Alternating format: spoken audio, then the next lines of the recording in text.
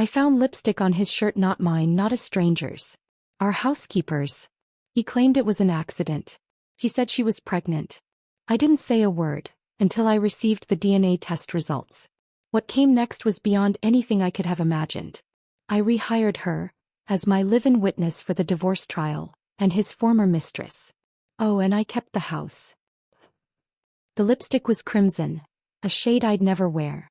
I froze in our laundry room, my fingers trembling as they touched the unmistakable smudge on Jackson's crisp white collar. Ruby red against pristine cotton.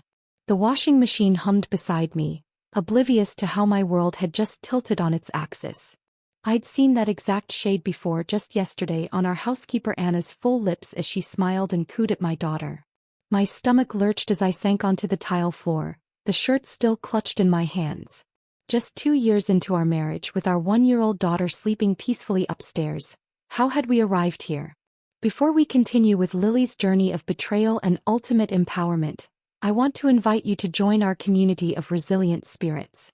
If these stories of women reclaiming their power resonate with you, consider subscribing. It costs nothing but means everything as we build this sanctuary of shared experiences together. Now let's dive in.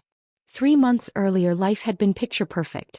Our modest 2-bedroom house in the suburbs of Columbus felt like paradise to me. The kitchen where I'd learned to bake Emma's birthday cake, the living room where Jackson and I would fall asleep watching old movies, the nursery I'd painted myself during my pregnancy, every corner held a memory. Jackson's accounting job at Peterson and Associates provided enough for us to live comfortably. Not wealthy by any means, but we managed.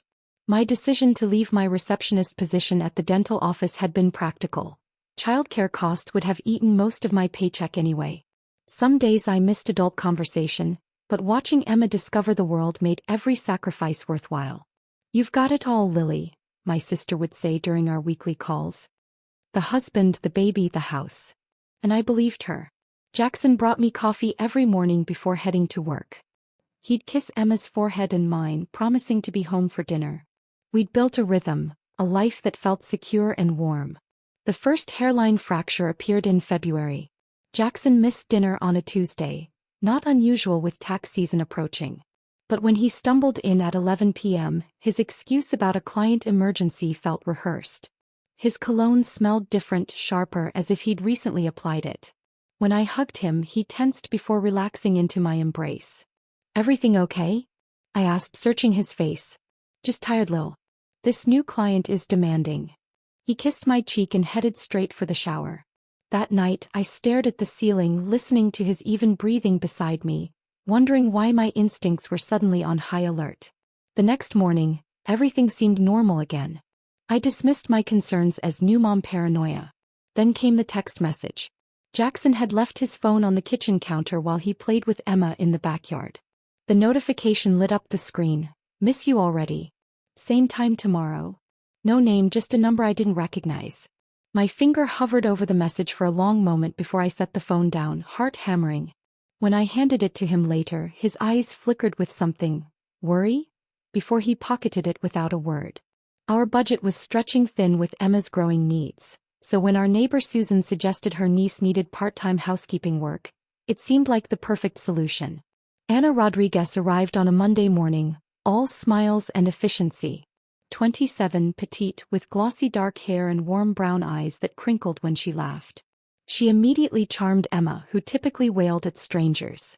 "You have a beautiful family," Anna told me, glancing at the photos on our mantel. Something in her tone made me pause, but she was already rolling up her sleeves, asking about cleaning supplies. Jackson came home early that day, a rare occurrence that normally would have delighted me. Instead, I noticed how his eyes followed Anna as she gathered her things to leave. How he insisted on walking her to her car since it was getting dark, though the spring sun wouldn't set for hours. "She seems great," he said too casually when he returned. "Good find, Lil."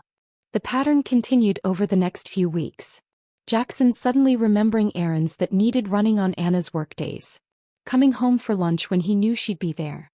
Small interactions that could be dismissed individually but formed a mosaic of suspicion when pieced together. Our anniversary dinner was scheduled for Thursday. Reservation made weeks in advance at the Italian restaurant where we'd had our first date. Emma would stay with my mother, giving us a rare night alone. I'd bought a new dress, scheduled a haircut.